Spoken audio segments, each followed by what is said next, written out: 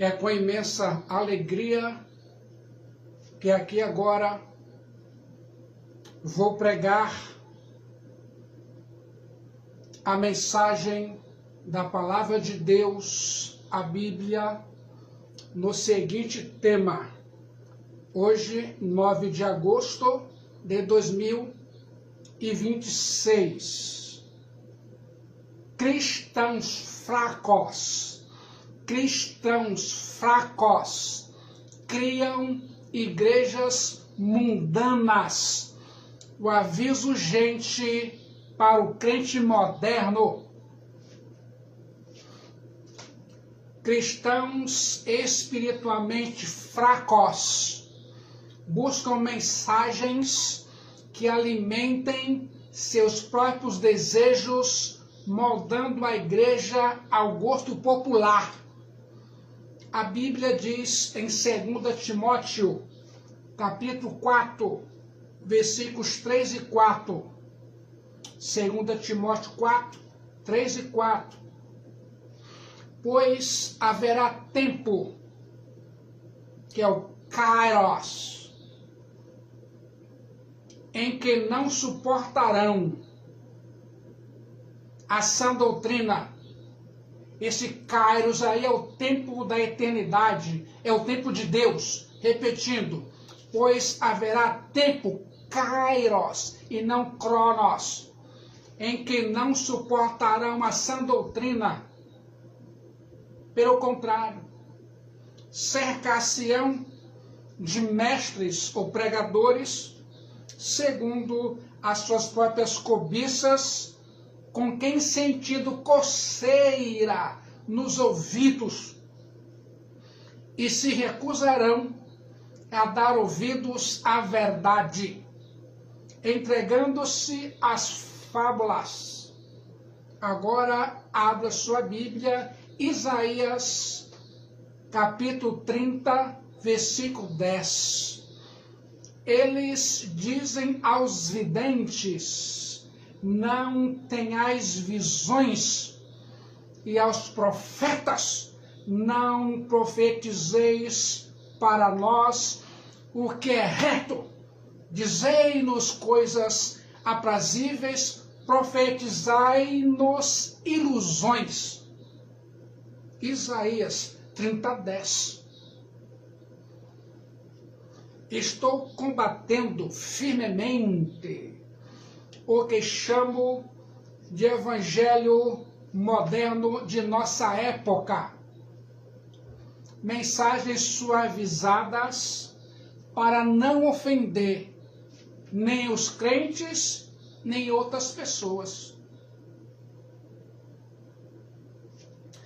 Afirmo com ousadia espiritual que o pregador fiel não é chamado para ser um artista que diverte a plateia, mas o embaixador que entrega a mensagem do Rei dos Reis e Senhor dos Senhores, Cristo Jesus, o Filho do Deus vivo. Exatamente como ela é.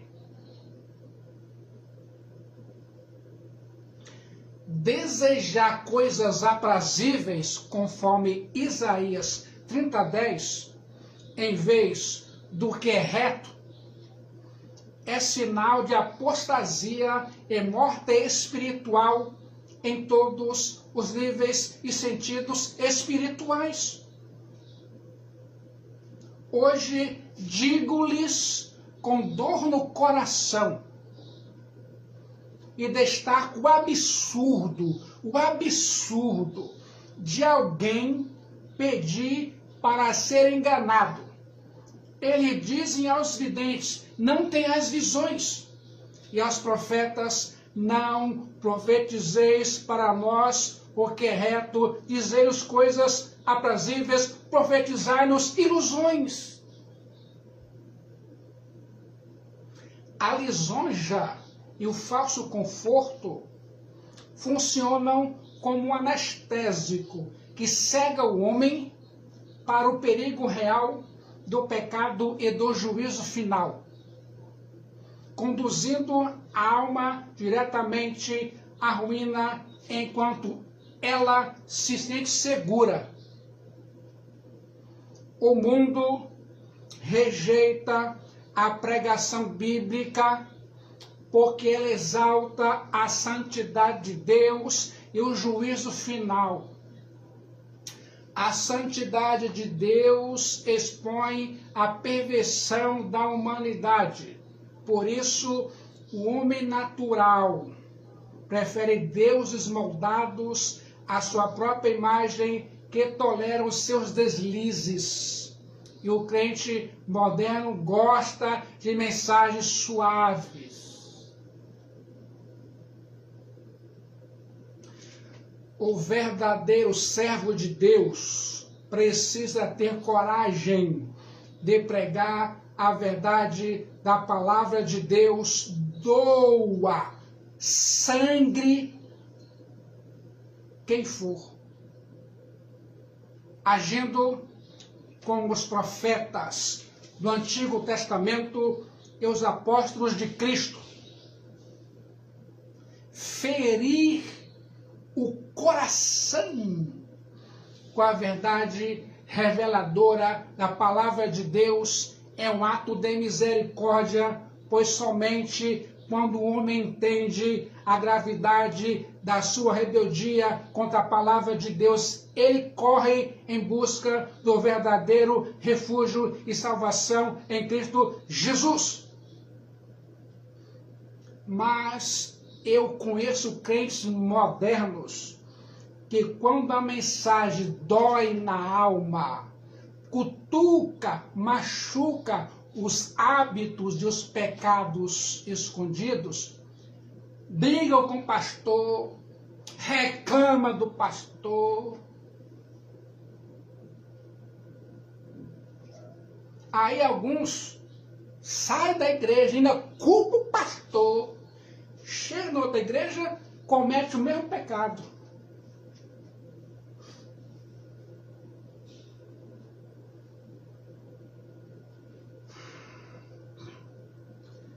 Abram suas Bíblias, Tiago 4,4. Infiéis, não compreendeis que a amizade do mundo é inimiga de Deus? Aquele, pois, que quiser ser amigo do mundo, constituiu-se inimigo de Deus. Agora, 1 João 2,15. Não ameis o mundo, nem as coisas que há no mundo. Se alguém amar o mundo, o amor do Pai não está nele. Agora, Gálatas 6,8. Porque o que semeia para a sua própria carne, da carne colherá corrupção. Mas o que semeia para o Espírito, que é o Santo, do Espírito, colherá vida eterna. Olha aí o contraste. Uma igreja moldada pelo mundo é o resultado de crentes modernos que se recusam a carregar a cruz diariamente. Se a sua fé não transforma a sua rotina semanalmente, ela não passa de uma religião vazia.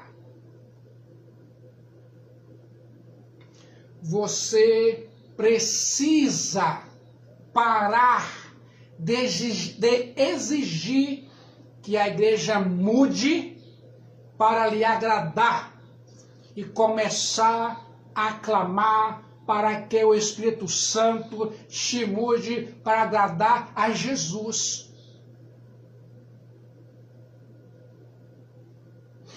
Se este alerta faz sentido para você, tome uma postura hoje. Vivemos em uma época que sofre de uma perigosa obsessão por números. Se você observar atentamente a forma que o sucesso religioso é medido no dia de hoje, perceberá que a regra mudou. A igreja moderna aprendeu a avaliar a aprovação divina pelo tamanho do seu estacionamento lotado, pela quantidade de cadeiras ocupadas aos domingos e pelo barulho das multidões. Existe uma crença silenciosa, ilusória, que se o templo da igreja está cheio, Jesus inevitavelmente está presente e satisfeito. No entanto, quando abrimos a palavra de Deus e revisitamos os conselhos de homens que forjaram sua fé no fogo da sã doutrina, somos confrontados com uma verdade que desmorona essa falsa segurança. Quero alertá-lo com uma clareza que chega a doer na alma. O maior perigo para a Igreja de Cristo Jesus nunca foi a perseguição externa, mas a multidão de crentes rasos que se acumula do lado de dentro.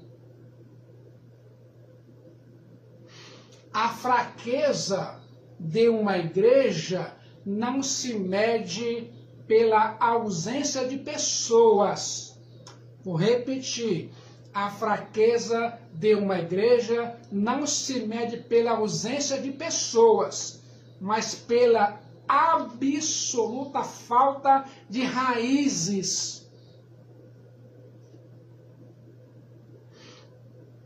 Um templo pode ter milhares de vozes cantando louvores emocionalmente, luzes perfeitamente sincronizadas, em uma estrutura de excelência, e ainda assim ser espiritualmente frágil, anêmico e mundano. Durante o seu ministério terreno, Jesus Cristo, o Filho do Deus vivo, nunca se deixou impressionar pelo tamanho das multidões. Pelo contrário, quando milhares o cercavam em busca de pão e de milagres fáceis, Jesus proferiu palavras duras sobre a cruz, a renúncia e o resgate de almas. Imediatamente a multidão virou as costas para ele e o abandonou, pois o interesse daquelas pessoas, daqueles homens, estava no espetáculo e não no sacrifício. E a mesma coisa acontece nos dias de hoje. O evangelho moderno, no entanto, inverteu a lógica de Jesus. Para não perder a multidão, grande parte da igreja moderna começou a diluir a pregação. É exatamente aqui que o veneno silencioso começa a agir. Quando os bancos são preenchidos por crentes modernos, fracos, homens e mulheres que não suportam a pregação sobre o arrependimento, a santidade, o inferno, juízo final, a igreja se vê obrigada a mudar a sua dieta. Para manter essa multidão acomodada e feliz, substituiu-se o alimento sólido da palavra de Deus pelas guloseimas do entretenimento. Infelizmente, a ilusão das multidões cria uma atmosfera onde a verdade bíblica é negociada em troca de aplausos. Para você que já tem alguns anos de caminhada com Cristo, que traz na memória o tempo em que a reverência e o temor a Deus é o centro absoluto do culto, assistir a essa transformação é algo que traz uma dor profunda e solitária. Mas saiba que essa indignação que pesa no seu coração não é sinal de amargura. É o Espírito Santo testificando dentro de você que o sagrado não pode ser misturado com o profano. A fraqueza espiritual de uma geração não apenas tolera o mundanismo, ela, na verdade, escancara as portas e o convida para sentar na primeira fileira. Imagine, para compreendermos com exatidão como o mundanismo conseguiu invadir a igreja moderna com tanta facilidade, você primeiro precisa definir o que classifica como o crente fraco. No momento que você ouve a palavra fraqueza, no momento que você ouve a palavra fraqueza no meio evangélico, a tendência imediata é associá-la a uma condição emocional ou física. Você pensa no irmão ou na irmã que está atravessando um vale de luto, na ovelha que chora ferida pelas pancadas da vida, ou crente que confessa suas falhas com o rosto no pó. Mas, para a Bíblia, a dor, as lágrimas e a batalha árdua contra a própria carne não são sinais de fraqueza. São evidências de uma alma que ainda está viva e anseia pela graça de Deus. Preste atenção agora. A fraqueza que adoece e destrói a igreja, a qual eu, como pastor, ataco com tanta veemência, é de uma natureza muito mais sombria e letal. É a pura e simples covardia moral. Imagine cada detalhe. O crente fraco é aquele que conhece a verdade, mas escolhe negociá-la na primeira oportunidade, seja no trabalho, com os amigos, ou dentro de casa, para não ofender o próximo ou a cultura ao seu redor. É o homem ou a mulher que tem mais pavor de ser cancelado pela sociedade, pelos amigos, do que ser reprovado por Jesus. Isso acontece todo dia, no seu trabalho, na rua, na casa, acontece todo santo dia.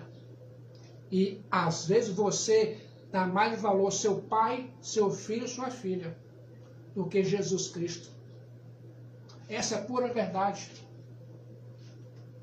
Ou seu marido ou sua esposa, seu patrão, que não é crente, e leva você ao mundo para pecar contra a igreja, contra Deus, e você vai sabendo que está errado e errada.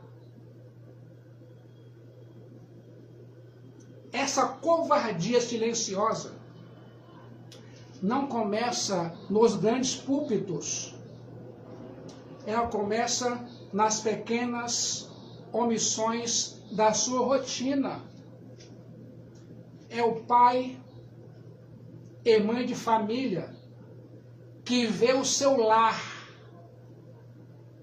sendo bombardeado por ideologias contrárias à palavra de Deus, mas prefere o silêncio para não criar atritos com os filhos e deixa os filhos à vontade. Quando crescerem, vai passar vergonha, vai ter vergonha para você.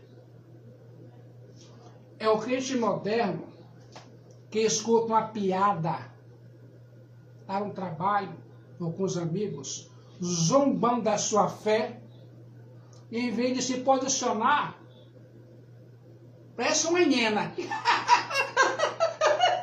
Fica rindo. Tímida, para não parecer antiquado ou antiquada. Isso acontece todo dia.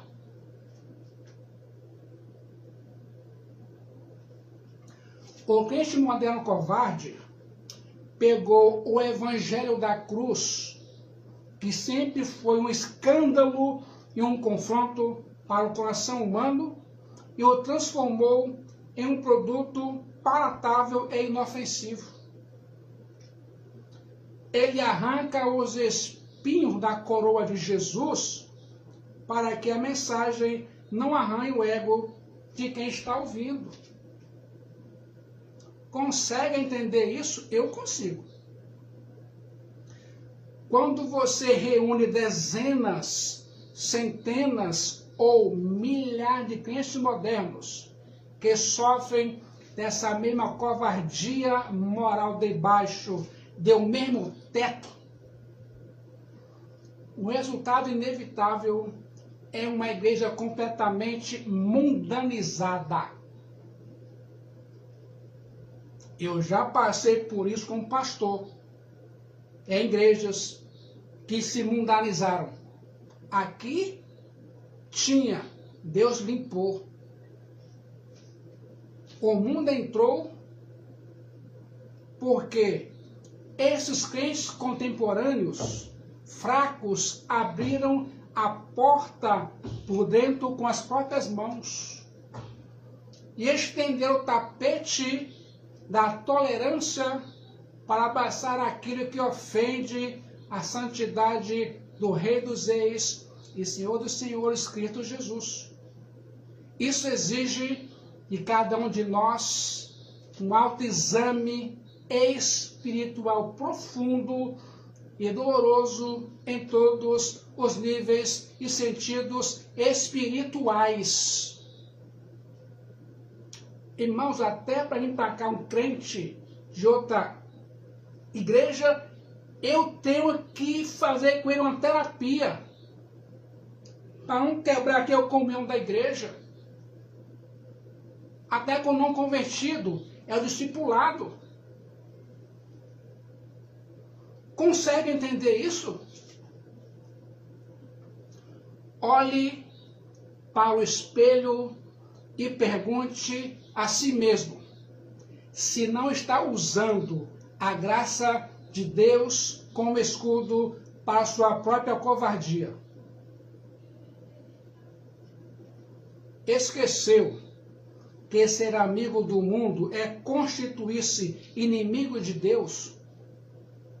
A consequência direta dessa covardia moral é uma contaminação lenta, sedutora e quase imperceptível que os crentes modernos fazem com alegria.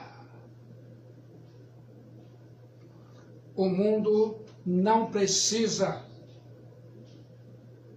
de força militar para invadir o santuário. Ele não derruba os portões com perseguições violentas ou ameaça de prisão. Pelo contrário, o mundo entra sorrindo pela porta da frente da igreja.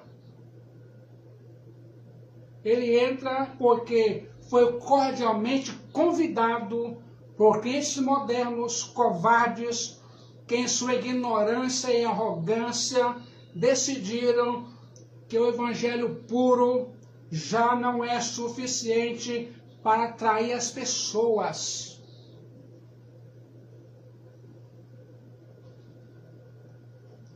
Existe uma mentira aterrorizante que tomou conta de grande parte das lideranças modernas. Quer saber? Se prepare, meus irmãos e minhas irmãs. É a ideia de que para alcançar a cultura, a igreja precisa se parecer exatamente com ela, com o mundo. E foi nessa tentativa desesperada e completamente antibíblica de tornar a fé mais atrativa que o sagrado foi brutalmente barateado. O altar de Deus, que por gerações foi um lugar sagrado, de reverência, de sacrifício, de choro pelos pecados e de quebrantamento real, foi gradativamente rebaixado a um palco de entretenimento e espetáculo, onde a liderança são palhaços. A pregação da cruz, que é ensanguentada, pesada, exige a morte do seu próprio ego, foi substituída silenciosamente por palestras motivacionais e mensagens baratas de alta ajuda. O foco do culto mudou de forma trágica e assustadora. Por isso eu sempre alerto os irmãos: antes de entrar no culto, separe meia hora para orar. Deus, fala comigo. Deus, conserte a minha vida. Senhor, eu quero te louvar. Fala comigo, Deus. Aí você sai do trabalho ou dos seus afazeres, cansada, nem ora. Senta e não entende a pregação da palavra de Deus. Isso é apertar culto? Não é. É assistir. Estão entendendo o que eu estou falando para vocês? Olha só, o foco do culto mudou de forma trágica e assustadora. A liturgia não gira mais em torno da majestade e da glória de Jesus, mas foi desenhada sob medida para garantir o conforto psicológico do homem. Mas a história e as escrituras nos advertem. Uma igreja que se esvazia de sua identidade para agradar ao mundo, pede o único poder que tem para transformá-lo. Não fomos chamados para oferecer um espetáculo que entretém os homens, mas para proclamar o evangelho que os resgate.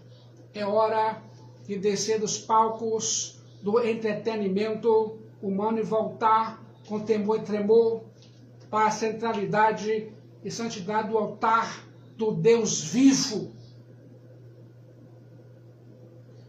Você precisa enxergar esse declínio espiritual com clareza profética em sua própria época e combater essa postura com veemência.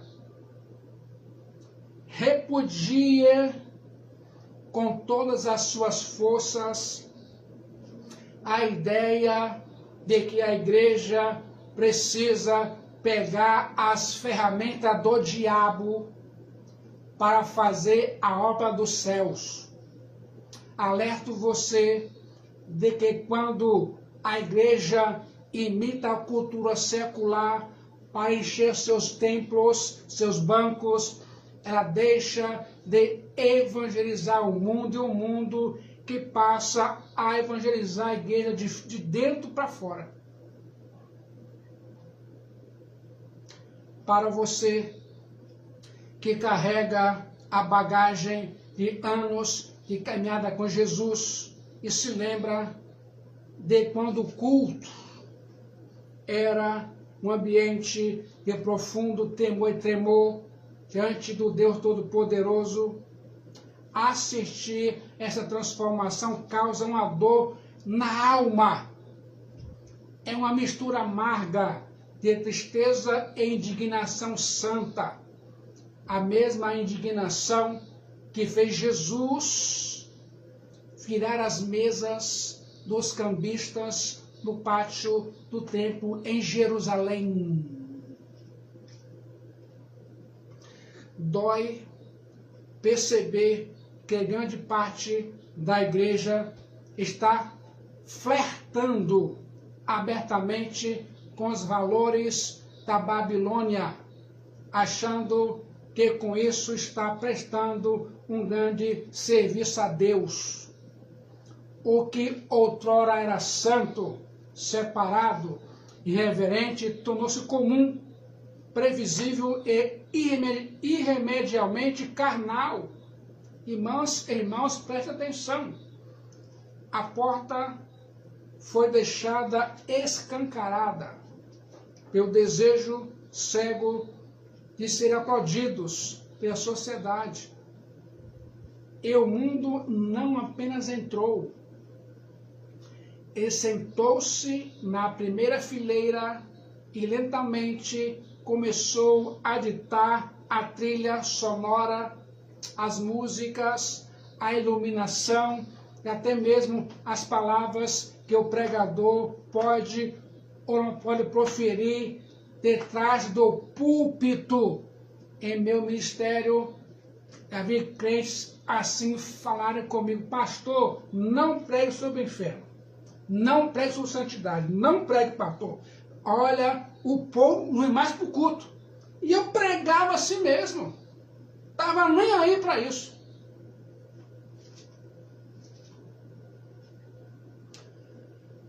Preste atenção. O coração de toda essa tragédia espiritual pode ser resumido em uma das observações mais afiadas e dolorosas. Ecoa com uma precisão que rasga o coração do tempo presente a constatação de que o diabo raramente precisou criar algo novo para destruir a igreja. Ele apenas convenceu os líderes, os pregadores, de que para reter a atenção do povo, da igreja, era necessário parar de apacentar as ovelhas e começar a entreter os bodes. Essa é a grande máxima que define o estado deplorável de muitas igrejas modernas. Entreter os bodes por causa de mamon, o amor ao dinheiro.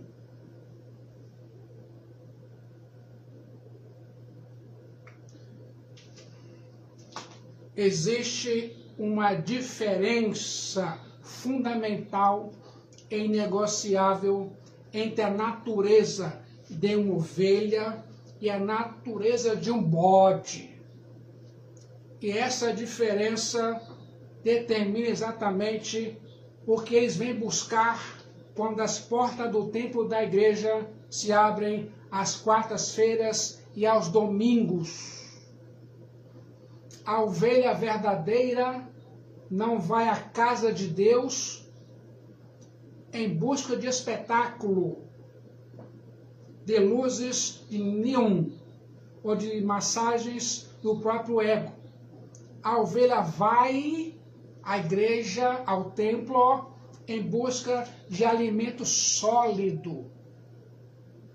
Ela precisa da pastagem verde da sã doutrina, mesmo que essa palavra traga correção, confronto e lágrimas. A ovelha reconhece a voz do seu pastor e sabe que a disciplina de Deus é vida para a sua alma. O bode, por outro lado, não tem o menor interesse na pastagem da sã doutrina do arrependimento. A natureza do bode é inquieta, carnal e voltada estritamente para si mesmo.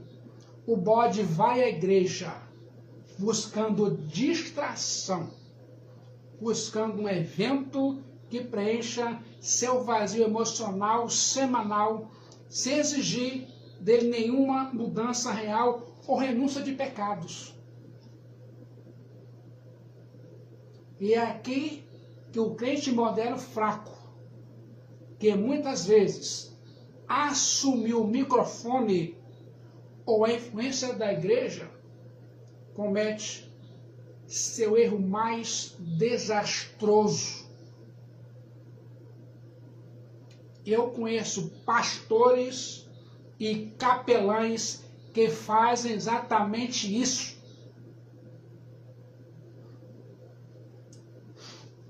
Quando a palavra pregada perde o peso da eternidade, quando a cruz é removida do centro da mensagem da pregação e a presença convincente do Espírito Santo desaparece do ambiente, a instituição religiosa entra em desespero.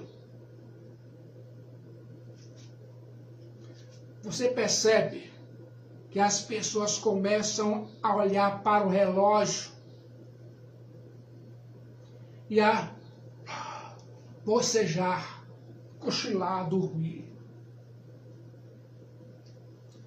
Então, em vez de você dobrar seus joelhos no secreto, clamar por avivamento bíblico e pregar o evangelho duro que transforma bodes em ovelhas, a igreja carnal decide inventar atrativos mundanos para manter essa audiência presa na cadeira. Isso é uma vergonha.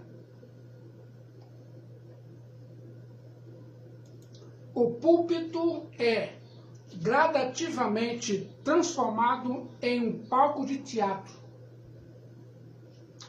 O culto de adoração, que deveria ser sacrifício vivo, reverente santo, converte-se em show de talentos, no qual músicos performam para arrastar aplausos da plateia e pregadores atuam como verdadeiros animadores de auditórios. A profunda teologia é substituída pela comédia rápida e o temor a Deus cede espaço para uma atmosfera de festa estritamente superficial. Infelizmente, estou alertando você que prover diversão para a igreja nunca foi a missão do Espírito Santo, nunca foi o mandato do Filho de Deus, Cristo Jesus, para a sua igreja. Quando o pregador rebaixar a pregação e criar um ambiente de entretenimento interrupto para que as pessoas não vão embora mais cedo, ele já não está pastoreando. O rebanho de Jesus está apenas gerenciando um clube social, uma bela fachada religiosa. Irmãos, prestem atenção. A igreja de hoje precisa acordar para esse confronto brutal. Quem busca Jesus pelo que é, suporta o peso da cruz, mas quem busca apenas o espetáculo abandonará Jesus no exato instante que a porta estreita for apresentada. Correm para a porta larga. Ouça aqui agora a dor do remanescente religioso. O efeito colateral mais doloroso e silencioso dessa invasão do mundanismo na igreja não é apenas a perda da reverência, mas o exílio interno daqueles que ainda amam a sã doutrina.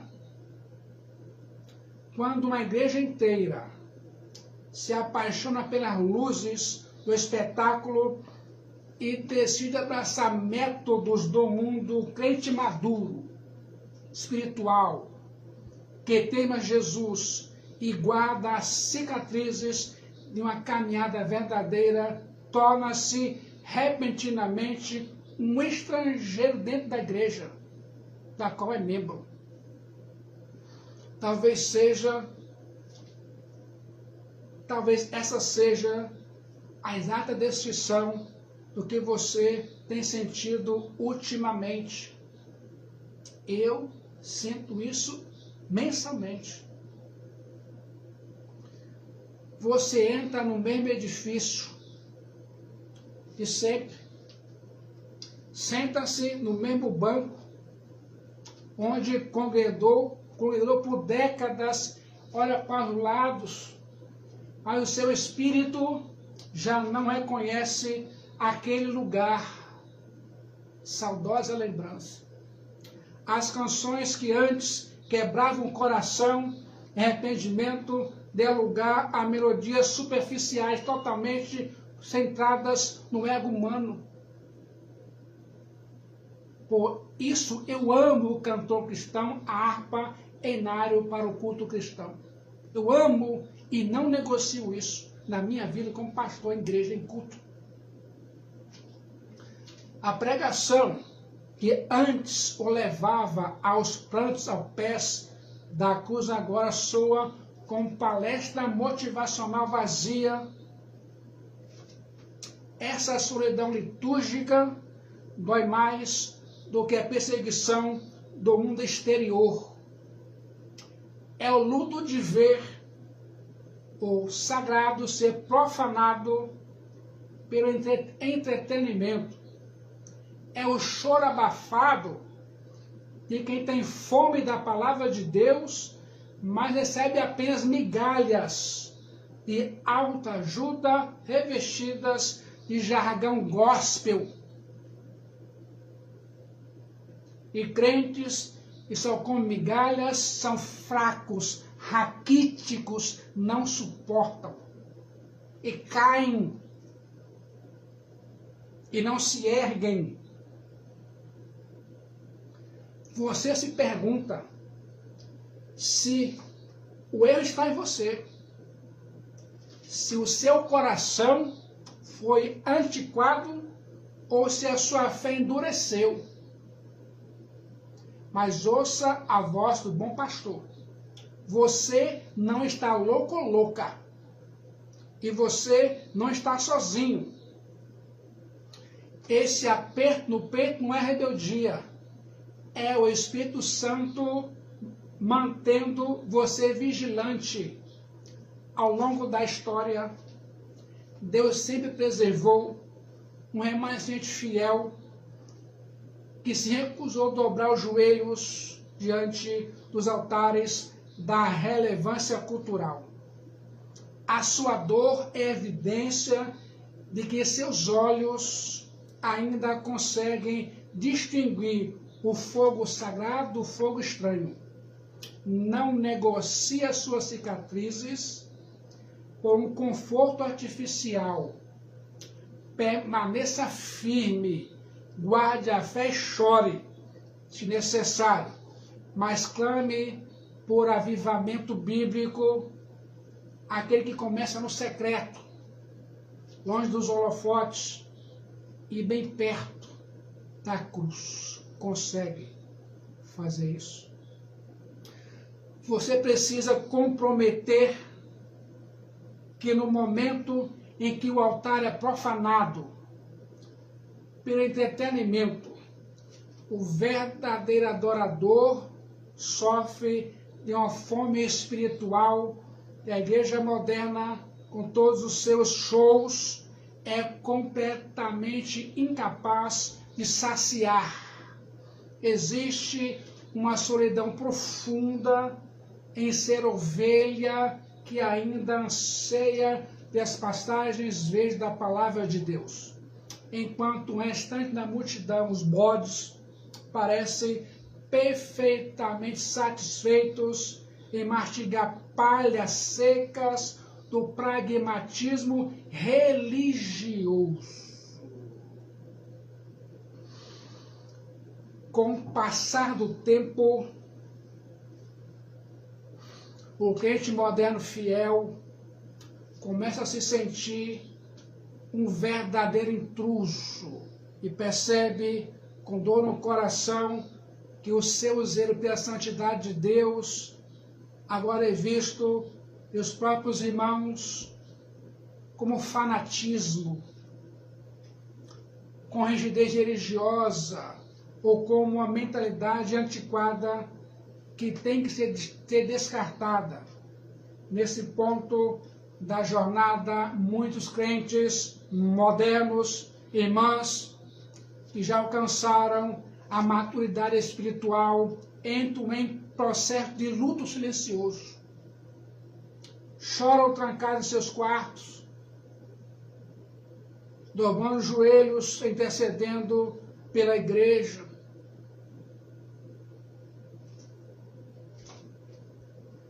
Se esse é o seu caso, se a sua alma tem sangrado ao ver o sagrado ser tratado com tanta banalidade e desonra, ouça com muita atenção.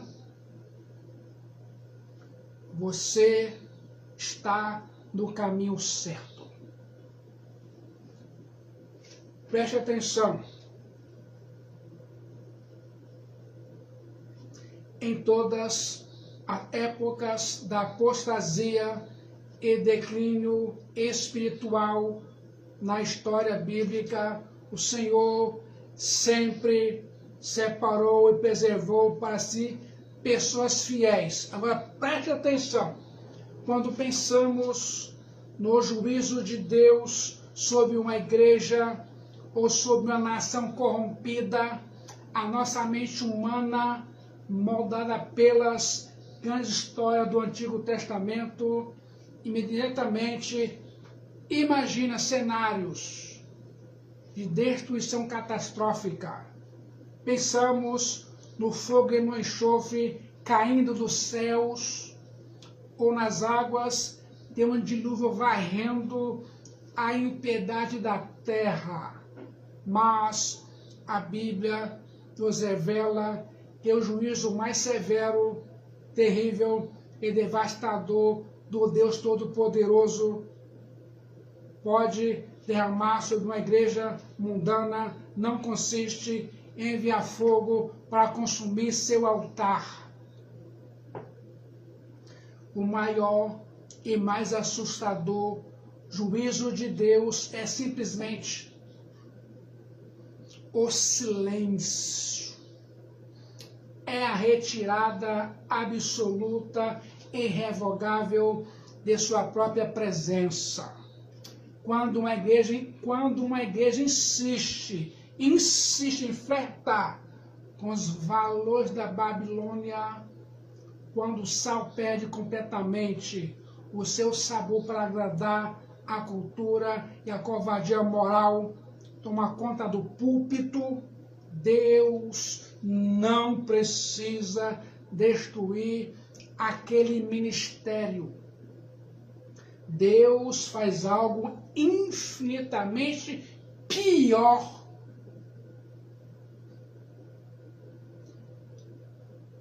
Ele recua. Escreve a palavra Icabote. Icabote.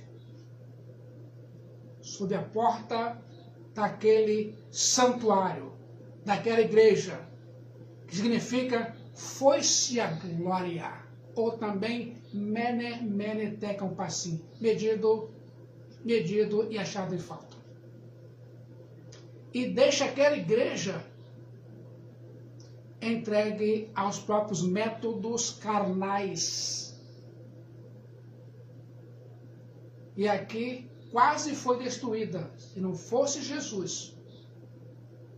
Pois aqui existiam muitos crentes carnais tentando destruir a igreja. Até queriam fechar as portas desta igreja. Que vergonha! E eram aplaudidos por outros bodes.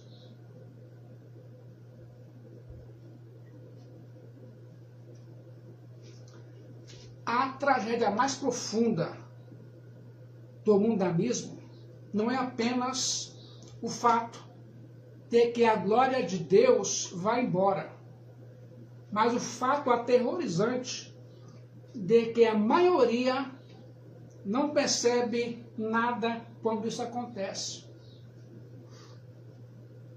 Meus irmãos, eu preciso alertar vocês de que uma igreja abandonada pelo Espírito Santo é apenas um cadáver muito bem vestido.